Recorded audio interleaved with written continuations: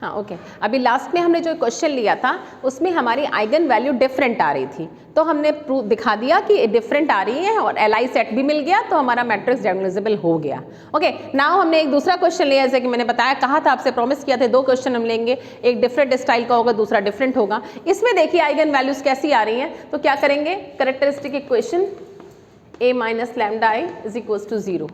ठीक है, इसको जब आप सॉल्व करेंगे तो क्या हो जाएगी, 1 minus 1 lambda minus 4 0 4 minus lambda 2 0 minus 6 minus 3 minus lambda is equal to 0। इसको सॉल्व किया तो कुछ इक्वेशन इस तरह की आएगी, lambda minus 1 and lambda square, ऐसे कुछ इक्वेशन आ रही होगी। तो इससे आपके मान देखिए क्या आ जाएंगे इसके, 0 1 1। लैम्डा के 3 मान आ रहे हैं, 0 1 1, जहां पे आइगन का एक मान रिपीट कर रहा है जो कि क्या है 1 1। अब यहाँ पे आप ऑब्जेक्टिव क्वेश्चन में डायरेक्टली नहीं कह सकते हैं कि लैम्डा यहाँ पे देखिए 2 वैल्यूज इक्वल आ रही हैं, अगर तो आपको चेक करना पड़ेगा इक्वल वैल्यू पे क्या है, में हमें एल सेट मिल रहा है। अगर इक्वल, क्योंकि अनइक्वल वैल्यू पे तो डिफरेंट डिफरेंट एल सेट मिलते ही हैं, लेकिन यहाँ देखिए जब आप लैम्डा बराबर 1 के लिए निकालोगे तो क्या आपको यहाँ पे आपको 2 एल सेट मिलने चाहिए। अगर 2 एल सेट मिल रहे हैं तो तीसरा आपका लैम्डा बराबर 0 के लिए हो गया, तो 3 एल सेट मिल गया, then we can say directly कि matrix is diagonalisable. Okay now if अगर आपको लैम्डा बराबर 1 के लिए सिंगल एल सेट मिल रहा है, 2 वैल्यूज हैं सिंगल एल सेट, तो matrix will not be diagonalisable. तो इसलिए आपको इस क्वेश्चन को आगे करना पड़ेगा। तो लैम्डा बराबर 1 के लिए फटाफट वही काम करिए, क्या, a minus lambda I matrix, इसके लिए x1 vector is equal to 0। तो क्या हो जाएगी, लैम्डा बराबर 1 रख दीजिए यहाँ पे, 0 माइनस 6। अब तो इसकी आपको प्रैक्टिस हो गई होगी भाई, तो लैम्डा 1 रखा, 3 2 और दिस इज माइनस 6, और लैम्डा बराबर 1 यहाँ पे रखा, तो this is minus 4, x1 x2 x3। Again this is the homogeneous system of solution. इसको सॉल्व करिए फटाफट। क्या करते हैं, इसको अलग से पिक करके इसकी रैंक निकालते हैं। वही काम, सेम पैटर्न आपको वही करना है पूरे मैट्रिक्स चैप्टर में। रैंक का फंडा क्लियर होना चाहिए। ओके नाउ इसको अलग से निकाला हमने, तो यहाँ पे दिख रहा है, इसको एक्लेन फॉर्म में चेंज करना, वही बेसिक रूल। यहाँ पे 0 है, यहाँ पे 0 है, कोई बात नहीं, यहाँ पे 2 0 होने चाहिए। अब ये कैसे 0 हो सकता है, R3 is equal to R3 plus 2R2। तो क्या हो जाएगी मैट्रिक्स, 0 माइनस 6 माइनस 4 0 3 2, 2 से मल्टीप्लाई किया और जोड़ दिया, you will get this। अब यहां से देखिए, दिस इज एक्लेन फॉर्म, ये हमारी एक्लेन फॉर्म है। मैं बार बार आपको बताती हूं, इस आपको भूलना नहीं चाहिए कि एक्लेन फॉर्म होती क्या है, और एक्लेन फॉर्म से ही बेसिक सब कुछ शुरू होता है। रैंक निकालना, पूरा matrix depends on echelon form. Echelon form में, फिर से बोल रही हूं, एक्लेन फॉर्म में always use elementary row operation, not column operation. हमें सिर्फ गॉस जॉर्डन मेथड में ही ऐसा होता है कि वहां पे हम लोग मेथड लगाते हैं, जो row operation, column operation, whatever जब कहा जाए तो, लेकिन अदरवाइज एक्लेन फॉर्म में हमेशा रो ऑपरेशन लगाना होता है ना।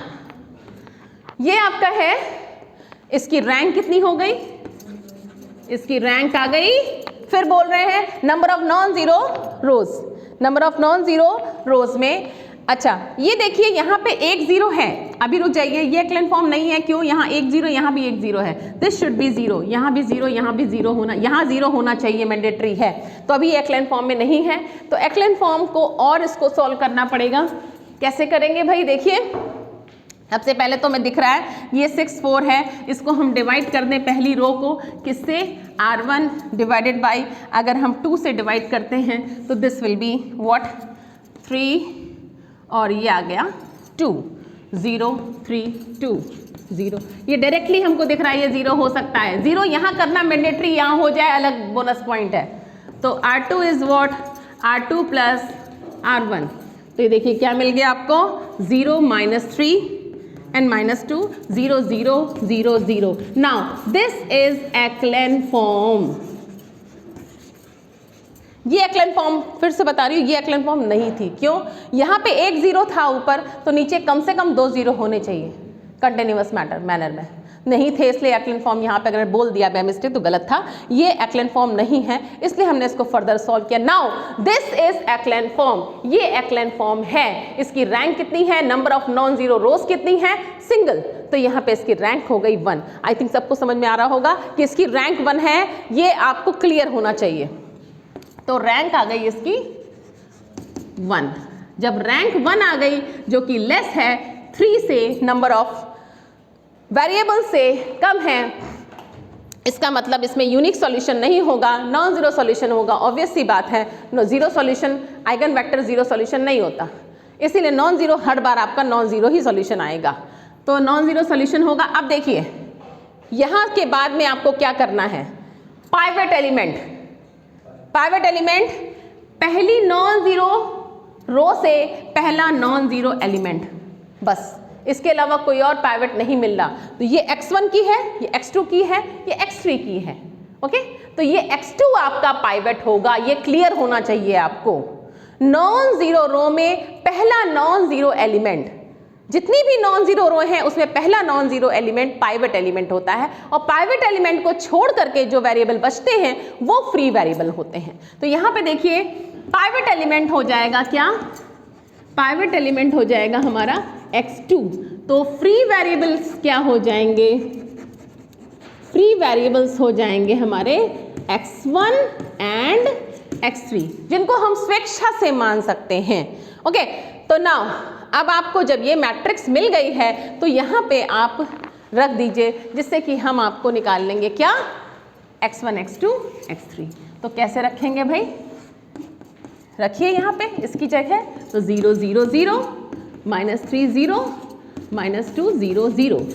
देखिए बहुत सिंपल हो जाता है, और आपको इससे, इस वीडियो से क्लियर भी हो जाएगा कि how to find homogeneous system solution से x1 x2 x3 निकालना कैसे निकालते हैं, इस वीडियो से आप क्लियर भी कर सकते हैं। ओके, नाउ जब आप मल्टीप्लाई करोगे तो देखिए पहली वाली में 0 × x1 -3 × x2 और -2 x3 इज इक्वल टू 0। बाकी आप कोई भी नहीं मिलेगी आपको। आई थिंक आपने सभी ने नोट कर लिया होगा पूरा, तो हम इसको रब कर रहे हैं। ना हमारे फ्री वेरिएबल क्या थे, x1 और x3, x1 और x3।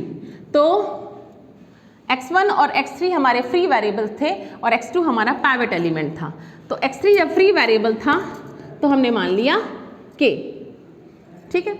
तो x2 इज व्हाट, कि ऐसा करिए कि x1 को मान लीजिए k1 और x3 को मान लीजिए k2, क्योंकि वो फ्री वेरिएबल है। तो x2 will be what, x2 क्या हो जाएगा, यहाँ से निकाल लीजिए,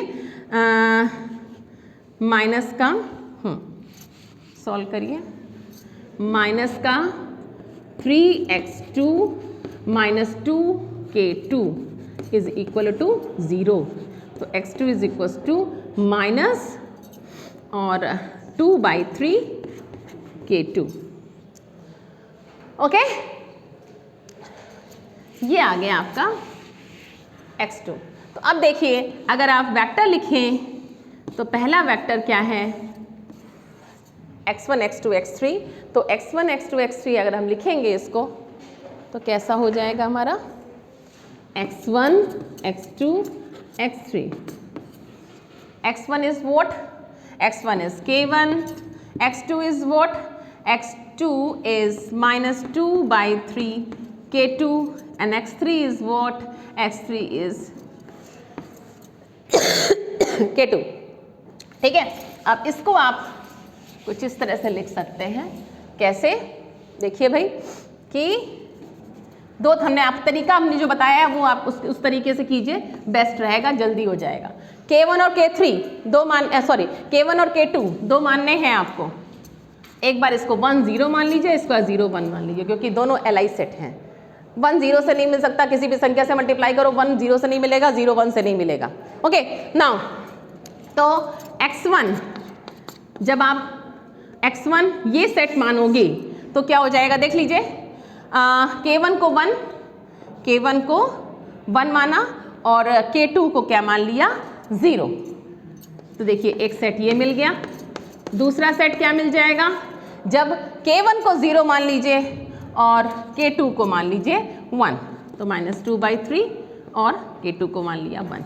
ये दोनों देखिए Li सेट हैं, Li सेट हैं। और वैसे भी अगर आपको ध्यान हो, जितनी आपकी रैंक अगर 1 आती है तो नंबर ऑफ Li सेट, इससे भी आप देख सकते हैं n-r होता है, जो कि 3 - 1 2 होगा। ये भी एक फंडा है। 2 Li सेट होंगे ही होंगे, और देखिए 2 Li सेट आ रहे हैं। तो एक लैम्डा की वैल्यू पे 2 Li सेट आ गए, क्योंकि लैम्डा रिपीट कर रहा था। लैम्डा एक नहीं है, एक है, इसलिए 2 Li सेट आ गए। 2 Li सेट आ गए तो एक वैल्यू पे आपके 2 Li सेट आ गए। और इसी तरह से आपने लैम्डा बराबर 0 के लिए निकाल लेंगे आप कोई Li सेट, उसका एक वैल्यू पे तो एक Li सेट मिलेगा ही मिलेगा। तो देखिए 3 वैल्यू पे, जिसमें 2 रिपीट कर रही थी, वहाँ पे 3 Li सेट मिल रहे हैं, तो इसलिए मैट्रिक्स इज डायगोनलाइजेबल। ओके, तो नोट कर लीजिए और समझ में आ जाएगा, आपको क्लियर हो जाएगा।